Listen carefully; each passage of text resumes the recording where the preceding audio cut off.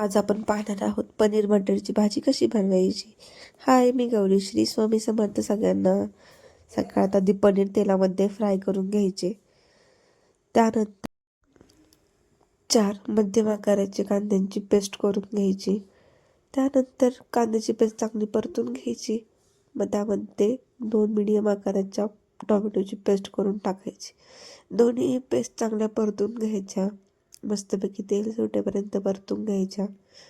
त्यानंतर त्यात टाकायचं आलं, लसूण आणि थोडंसं खोबरं बारीक करून टाकायचं. त्यानंतर आपले घरगुती मसाले, कांदा लसूण मसाला, हळद, थोडंसं चिकन मसाला आणि पनीर मसाला, सगळे मसाले आणि कांद्याची टोमॅटोची पेस्ट मस्तपैकी एकजीव करून घ्यायची. त्यालाही चांगलं मस्तपैकी तेल सुटून द्यायचं. त्या मसाला जर चांगला तेल सुटेपर्यंत परतून दिला ना, तरच भाजीला चांगली टेस्ट येते. पनीर वेगळं आणि भाजीचा रस्सा वेगळा असं दिसत नाही.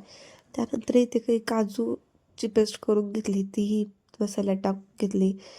ती काजूची पेस्ट, मसाला, आपली ग्रेव्ही सगळं एकत्रित मस्तपैकी असं तेल सुटेपर्यंत परतून द्यायचं.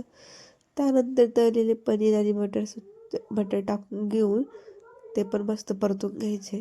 आपल्या चवीनुसार मीठ टाकायचं. त्यानंतर थोडीशी कोथिंबीर आणि त्यानंतर लागेल तसं तुमच्या ह्याच्यानुसार लागेल तसं पाणी ॲड करायचं.